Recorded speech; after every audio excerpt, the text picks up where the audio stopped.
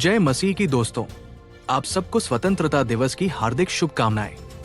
लेकिन इसी बीच एक पुराना वीडियो फिर से सोशल मीडिया पर चर्चा में है, भाजपा सांसद गोपाल शेट्टी का, जिसमें उन्होंने कहा है कि ईसाइयों ने भारत की आजादी की लड़ाई में कोई योगदान नहीं दिया क्योंकि वे अंग्रेज थे। वीडियो में उनके शब्द हैं, भारत को हिंदुओं ने आजाद नहीं कराया, भारत को मुसलमानों ने आजाद नहीं कराया, हमने मिलकर आजादी पाई। ईसाई अंग्रेज थे, इसलिए उन्होंने स्वतंत्रता संग्राम में हिस्सा नहीं लिया। आज हर व्यक्ति को ये लगना चाहिए कि देश हमारा है, आपका, हम सबका देश है। जैसे मौलाना साहब ने बताया कि ये देश को कोई हिंदुओं ने आजाद नहीं किया, ये देश को कोई मुसलमानों ने आजाद नहीं किया, क्रिश्चियन लोग तो अंग्रेज थे इसलिए वो तो लड़ाई में थे ही नहीं, तो दोनों समाज के लोगों ने मर करे। लेकिन जब हमने आजादी हिंदुस्तानी करके लड़ा था, कोई हिंदू और मुसलमान करके लड़े नहीं,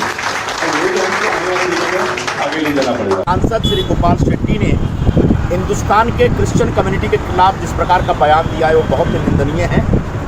उन्होंने 2 दिन पहले मलाड के मालवनी इलाके में भाषण देते हुए कहा है कि जब ब्रिटिश दासता के खिलाफ पूरा देश एक आंदोलन कर रहा था और भारतीय स्वतंत्रता सेनानी संग्राम हो रहा था, तब देश का जो क्रिश्चियन समाज था वो ब्रिटिश लोगों के साथ था। ये सर्वथा गलत है, उनको इतिहास की जानकारी। आज आजादी के इस पर्व पर हम इस आम आरोप की सच्चाई सामने लाएंगे। क्या सच में ईसाइयों ने भारत की आजादी की लड़ाई में भाग नहीं लिया था? आइए इतिहास के पन्नों को पलटते हैं और दूध का दूध, पानी का पानी करते हैं। ईसाइयों का भारत की आजादी में योगदान, वो इतिहास जो बताया नहीं गया। पहला है केटी पॉल, भारतीय ईसाई नेता और समाज सुधारक, YMCA के महासचिव और भारतीय राष्ट्रीय कांग्रेस के सक्रिय सदस्य, किसानों, मजदूरों और दलितों के अधिकार के लिए संघर्ष। दूसरा है VO, चिदम्बरम पिल्लाई, स्वदेशी शिपिंग कंपनी चलाई, ब्रिटिश के समुद्री मोनोपोली को तोड़ा, 1908 में आजीवन कारावास की सजा।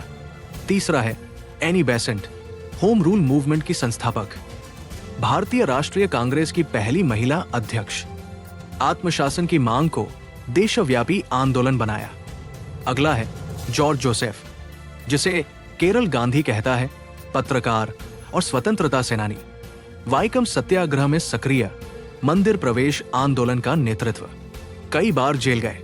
पंचवा है सी फ्रांसिस एंड्रयूज, जो देन बंधु से जाना जाता है, गांधी जी के करीबी, चंपारण सत्याग्रह में साथ, मजदूर अधिकार और किसानों की आजादी के लिए ब्रिटिश सरकार से टकराए।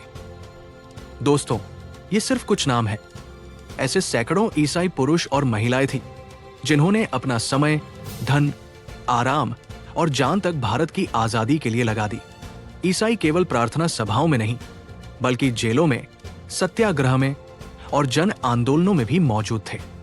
इसलिए जब कोई कहे कि ईसाइयों का स्वतंत्रता संग्राम में कोई योगदान नहीं था, तो सच्चाई से जवाब दे, हमने भी अपने खून और पसीने से इस देश की आजादी में हिस्सा डाला है।